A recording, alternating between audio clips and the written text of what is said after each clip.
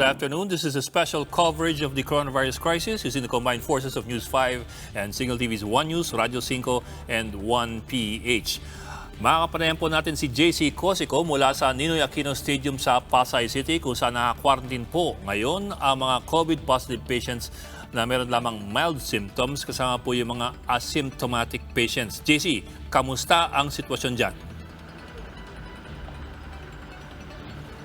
Clarify ko lamang handa nang tumanggap ng mga COVID patients, ng mga mild at asymptomatic patients nga itong Ninoy Aquino Stadium sa Maynila at kanilang inaasahan yung first 3 na patients nga ngayong araw. Nasa 112 na patients yung kaya accommodate na facility. Meron din silang kanya-kanyang cubicle na mayroong side table. Meron din silang kanya-kanyang mga nursing stations or yung merong mga nursing stations na assigned sa kanila para nga organized yung pag-aalaga doon sa mga pasyente. Nakapaskil na rin na kanilang daily schedule, oras nga na sila ma-admit dito. Una nang sinabi ng DOH at ng BCDA na magbubukas ang facility noong 1 linggo, pero mayroon pang ilang inayos gaya nga sa waste management, kaya bahagyang naantala.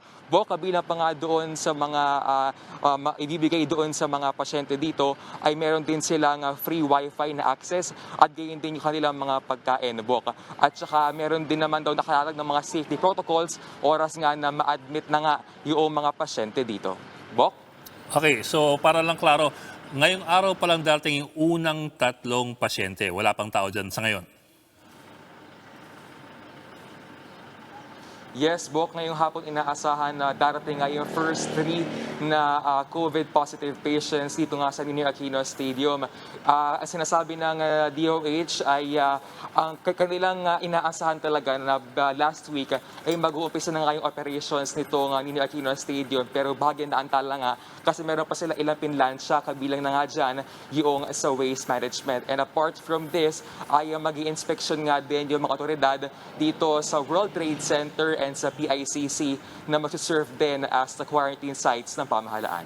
Tapos kagaya ng sabi mo, ito ay para sa mga asymptomatic o walang sintomas na pasyente o kaya yung mga meron lamang mild symptoms. Pero paano yung protocol kung sakaling biglang lumala yung condition ng pasyente? Paano ang sistema dyan? Do they have something already in mind? Do they have something ready in terms of protocol? Ang sinasabi ng DOH doon sa kanilang mga nakakalipas na panayama, ang reason talaga nitong pagkatayo nga ng mga quarantine centers ay para nga ma-decongest yung mga ospital. Ibig sabihin yung mga ospital para lamang ito doon sa mga severe patients. Now, ang sinasabi ng DOH, oras na talaga lumala itong mga patients na ito ay ililipat naman sila doon sa mga ospital na meron ng mga facilities para nga, for example, yung mga need na i-intubate, doon sila i-cater. Okay. Siguro yung tanong ng maraming tao, lalo na yung publiko, kasi narinig, sa likod mo may mga dumadang sasakyan . So, number 1, is it a high traffic area ng mga tao at saka mga sasakyan? At number 2, may assurance ba yung DOH na walang problema in terms of transmission of infection from those inside to those outside?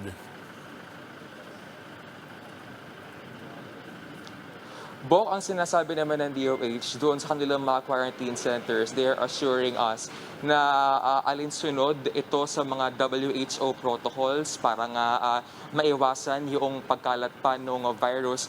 And dito naman, sa paligid naman dito sa Rizal Memorial Stadium, ay marisado naman siya ng mga pulis dahil nga may restricted access oras nga na ma-admit na nga yung mga pasyente dito. So yung mga tao sa paligid, huwag po kayo mag-alala dahil contained po yung lugar na yan at walang basa-basa makakalabas-masok dyan sa stadium, tama? Yes, ganun na nga yung sinasabi ng DOH, talagang para maiwasan yung pagkalat ng virus. Okay, sapat ba yung bilang ng mga health workers na mag-aasikaso sa mga pasyente at kompleto ba sila sa gamit? For example, yung mga PPEs? Bok, we have yet to ask the DOH on this, pero ang sinasabi nila nung una, ang mga magmamando nga dito sa Rizal Stadium ay yung mga medical staff mula sa AFP. Oras naman daw na mangailangan pa ng mga additional na medical staff, yun naman daw ay DOH ay handang mag-augment na kanilang pwersa. Bok? Okay, maraming salamat. JC Cosico, live mula sa Ninoy Aquino Stadium sa Pasay City. Pinagmamalaki ng gobyerno na umiiral na enhanced community quarantine para pigilan ng paglobo ng mga kaso ng COVID-19 sa bansa. Kung hindi daw dahil dito, aabot sa kalahating milyong Pilipino ang tatamaan ng coronavirus. Na ito po ang ulat ni Patricia Mangune. The government's chief implementer of the action plan against COVID-19, Carlito Galvez Jr., has nothing but praises for the enhanced community quarantine. Galvez says the ECQ, which has been extended until the end of the month, shows promising results. Kung hindi natin na isagawa ang ECQ, maaaring umabot tayo na higit na 140,000 to 550,000 cases mula Abril hanggang Hunyo ayon sa pag-aaral ng mga expert natin sa UP at sa international community. Galvez made this statement on Easter Sunday, just as the health department tallied the highest number of deaths in a single day. The 50 reported fatalities raised the death count to 297. At least 40 patients recovered from the disease on Sunday, bringing the total to 197. 220 more people fell ill on Sunday. The country now has a total of 4,648 coronavirus infections. The government is racing to open quarantine facilities after the surge in cases overwhelmed hospitals across the country. Mayroon na tayong 2,673 quarantine facilities sa buong bansa para sa mga suspected at probable COVID-19 cases. Ang mga ito ay may total bed capacity na humigit kumulang na 165,756. Sa kasalukuyan ay mayroon tayong 645 probable COVID-19 cases at 900 suspected cases na ginagamot sa mga pasilidad na ito.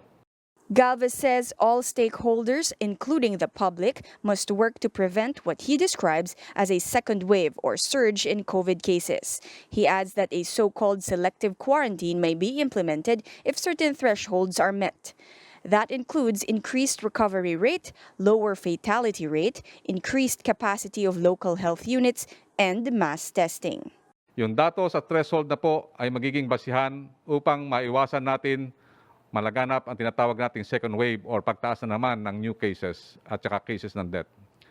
Let us not waste our efforts and gains that we achieved during the past 3 under ECQ.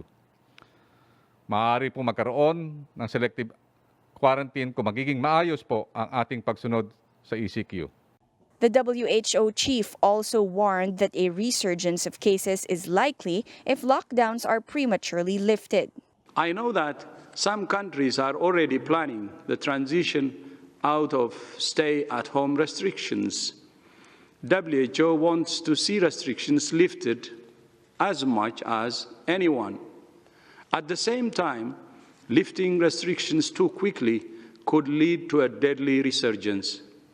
The way down can be as dangerous as the way up if not managed properly. The DOH targets to start mass testing for suspects and probable cases on Tuesday, April 14. Galvez says the priorities are NCR, Central Luzon, and Southern Luzon. So far, there are now 15 accredited COVID testing facilities in the country. For News 5, Patricia Mangune, we are One News.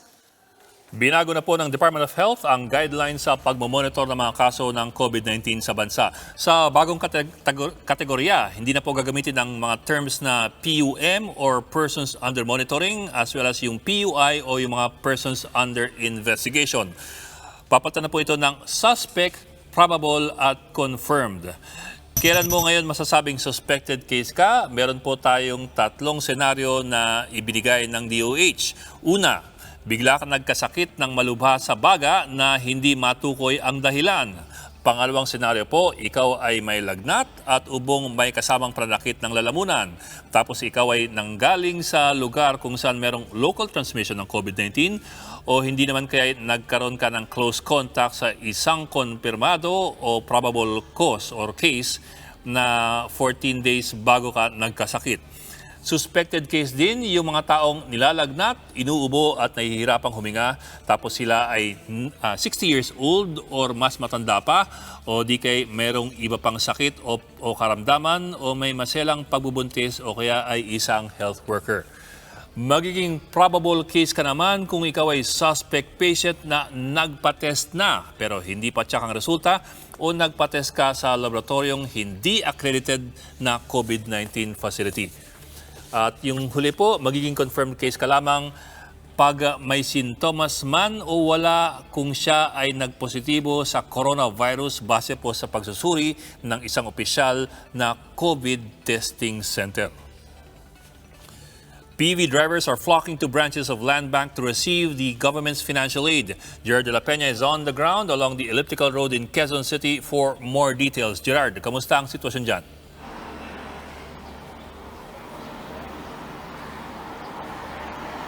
Bok, umiiral pa rin nga yung enhanced community quarantine sa buong Luzon at dapat nga ay nasa kanilang mga bahay-bahay na lamang yung mga hindi naman frontliner. Pero kita natin dito, dinagsa yung mga branches ng Land Bank of the Philippines. Ang mga nakapila dito ay yung mga driver ng public utility vehicles na kukuha ng tulong pampinansyal mula sa Land Transportation Franchising and Regulatory Board. Nasa 5,000 pesos hanggang 8,000 pesos ang ibibigay na dole out ng ahensya sa kada tsuper, depende sa kung saang probinsya sila nakatira. Dito sa Metro Manila, 8,000 piso kada buwan ang makukuha ng mga driver, 8,000 para sa Marso at 8,000 rin para ngayong Abril. Ayon sa LTFRB, may higit 4,000 drivers na ang nabigyan ng tulong. Target ito makapagbigay ng ayuda sa mahigit 200,000 driver sa buong bansa. Mag-iisang buwan ng suspendidong operasyon ng mga pampublikong sasakyan dahil nga sa Luzon-wide ECQ. Ayon sa ilang nakausap natin dito sa Quezon City, alas 5 pa lang ng umaga ay nakapila na sila dito. Dito sa branch ng Land Bank sa Elliptical Road sa tabi ng Department of Agriculture, umabot na ang pila sa may opisina ng DENR sa Visayas Avenue. Aabot lamang sa 10 ang pinapapasok sa loob ng branch na inaasikaso ng 2 teller. Kaya napakabagal ng usad ng pila. Tinitiis na lang nila ang init dahil hirap na raw silang pagkasyahin ang relief goods na ibinibigay ng mga LGU. Mga operator nag-aayos at nagsusumite ng mga pangalan ng mga driver na benepisyaryo. Nalalaman lang nila sa Facebook page ng LTFRB kung kasama na sila sa listahan at maaari na mag-claim sa kahit saang branches ng Land Bank. Bok, dahil nga sa init ay parang nakakalimutan na rin dito yung social distancing. Yung ibang mga nakapila dito ay sumisilong na lamang sa mga puno at sa mga poste. Meron namang mga pulis na nananaway dito, pero kung sa obserbasyon natin ay halos dikit-dikit pa rin yung mga nakapila dito sa Land Bank. Bok. Okay, Bok, para lang klaro, no? Lahat ng Land Bank branches ito, hindi lamang yung nasa elliptical, para hindi sila nagkukumpulan dyan.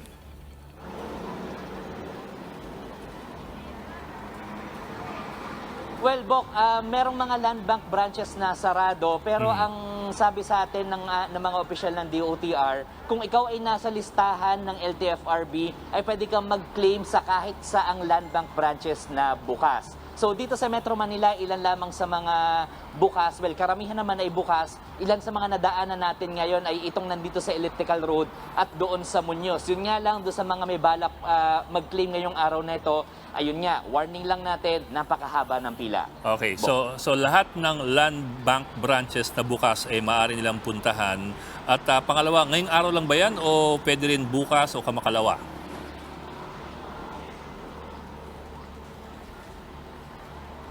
Bok, pwede naman bukas o sa makalawa as long as nandun yung kanilang pangalan doon sa listahan ng DOTR or ng LTFRB. Sa ngayon nga kasi 4,000 pa lang yung nabibigyan ng tulong at ang target niya ay mahigit 200,000 para sa buong bansa. So mukhang matagal-tagal pa itong pagbibigay nilang ito ng tulong para sa ating mga driver. Bok. Naku, 4,000 na to 200,000, ang konti pa lang ng na-approve nila.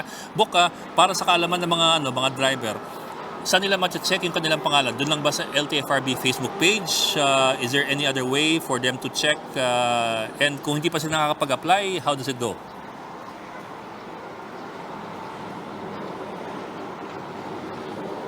Ang application nito, Bok, sagutin ko muna yung tanong tungkol doon sa application. Ang nag-a-apply para sa mga drivers ay yung operator.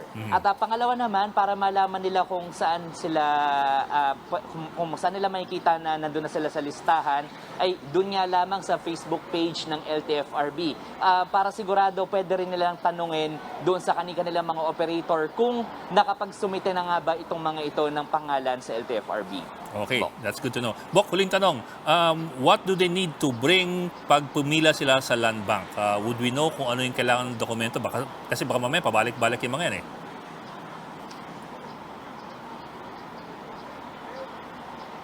Good question, Bok. Nakalimutan ko sabihin sa aking report. Dapat ay magdala sila ng kanilang driver's license at magdala rin ng 2 photocopy nitong driver's license na ito.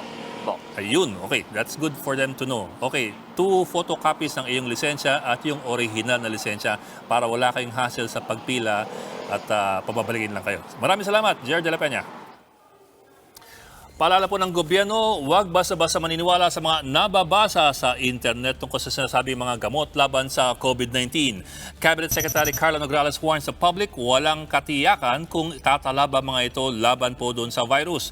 Nograles adds, do not experiment with these drugs o kaya naman gumawa ng sarili niyong kombinasyon lalo na kung hindi naman ito aprobado ng Food and Drug Administration o yung FDA o kaya ng Department of Health.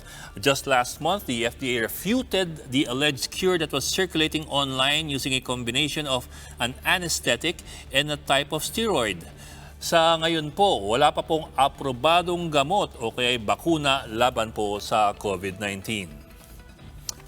At bukas na po sisimulan ng gobyerno ang mass testing para sa COVID-19. Makakausap natin si Marcel Halili ng News 5 para sa iba pang detalye. Mase, let's talk about targets muna. Ano yung mga target ng gobyerno pagdating sa mass testing na sisimulan dapat bukas?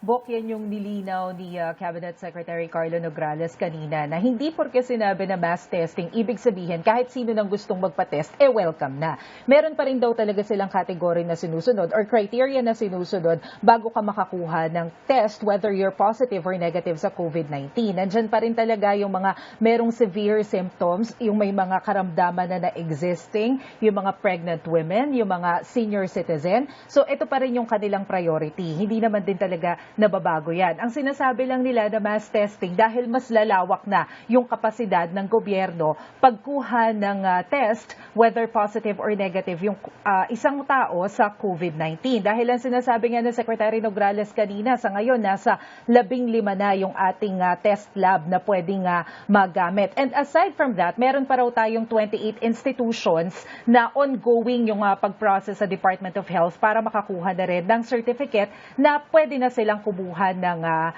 test whether COVID positive or negative yung isang pasyente. And aside from that, nasa 30 plus pa yung nagpahayag na rin ng interest na ma-qualify para nga dito sa pag-test sa COVID-19. Testing, limited testing pa lang to doon sa mga dating PUI at PUM.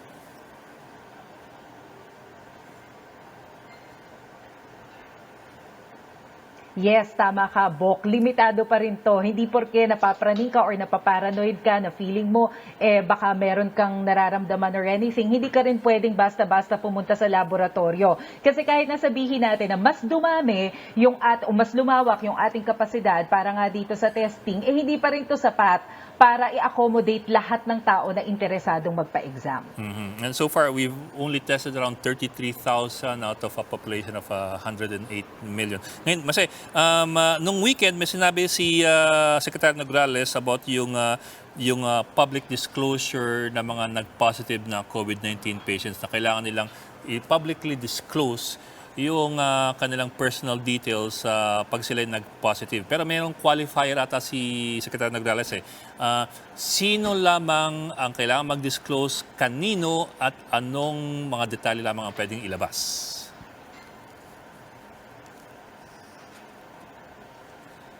Yes, Bok. Ang sinasabi ni Secretary Nograles kanina, hindi naman porke sinabi nila na i-disclose yung identity ng isang COVID-positive patient o yung mga PUI o PUM, ibig sabihin na ipapangalandakan na nila ito sa publiko. Hindi naman daw gano'n ang ibig nilang sabihin. Ang ipinupunto lang daw nila, kailangan sabihin ng isang PUI, PUM or ng COVID-positive patient sa DOH yung kanilang mga detalye para mas maging mabilis at effective yung contact tracing nila. And at the same time, syempre, kapag ibinigay nila yung detalye sa DOH, hindi rin nila inaalis talaga na ipapaalam ng DOH doon sa LGU yung mga detalye na ibinigay ng isang individual because this is very important para nga doon sa contact tracing. Pero ang ginagawa raw nila ngayon, syempre, may mga worry kasi na baka mamaya magkaroon ng discrimination. Meron na rin kasi na-experience yung ibang mga kababayan natin na healthcare workers tsaka yung mga COVID-positive na patients na nadidiscriminate kapag nalalaman doon sa lugar nila na positibo pala sila. So ang sinasabi ni Secretary Nograles, sa ngayon, naglalatag ang Department of Health ng panuntunan kung paano mababalanse yung data privacy law at saka yung probisyon na nakasaad doon sa Republic Act 1133-2 na kailangang ipaalam sa publiko kapag meron kang mga nakakahawang sakit because national interest ito So considered ito as national interest itong kaso ng COVID-19. So ang gagawin daw ngayon, maglalatag sila ng patakaran, Department of Health ang mangunguna para maging malinaw yung panuntunan sa pagbalanse ng data privacy at saka nitong Republic Act na ito nang sa gayon yung hindi naman kailangang i-reveal na information hindi na kailangang isa publiko. So it's not really public disclosure, it's really disclosure to public officials.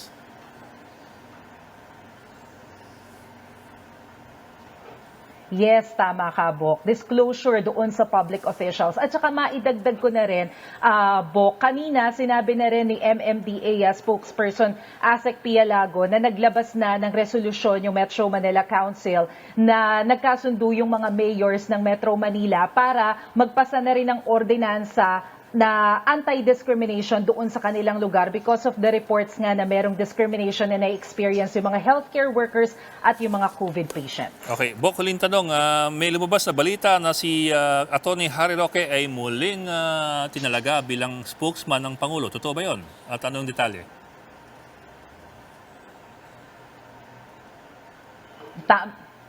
Tama ka, Bok.